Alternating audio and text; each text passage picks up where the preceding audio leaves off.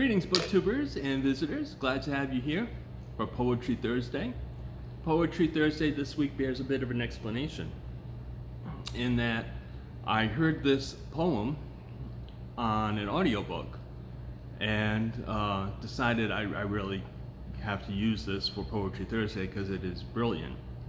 It's the first time I've ever run across a poem that gave me the chills and gave me spine tingles.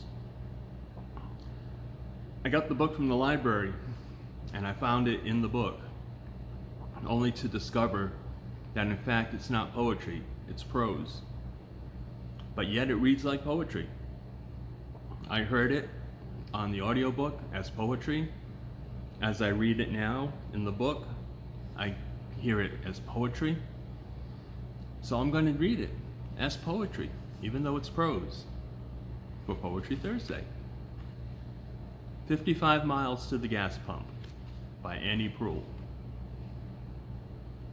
Rancher Croom in handmade boots and filthy hat, that wall-eyed cattleman, stray hairs like curling fiddle string ends, that warm-handed, quick-foot dancer on splintery boards or down the cellar stairs to a rack of bottles of his own strange beer, yeasty, cloudy, bursting out in garlands of foam.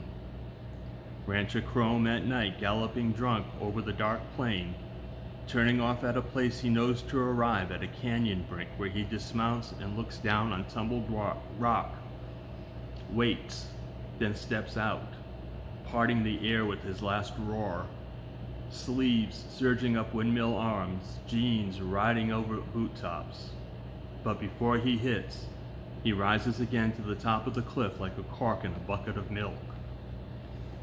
Mrs. Croom, on the roof with a saw, cutting a hole into the attic where she has not been for 12 years thanks to old Croom's padlocks and warnings, whets to her desire, and the sweat flies as she exchanges the saw for a chisel and hammer until a ragged slab of peak is free and she can see inside. Just as she thought, the corpses of Mr. Croom's paramours. She recognizes them from their photographs in the paper, missing woman. Some desiccated as jerky and much the same color, some moldy from lying beneath roof leaks, and all of them used hard, covered with tarry handprints, the marks of boot heels, some bright blue with the remnants of paint used on the shutters years ago, one wrapped in newspaper nipple to knee. When you live a long way out, you make your own fun.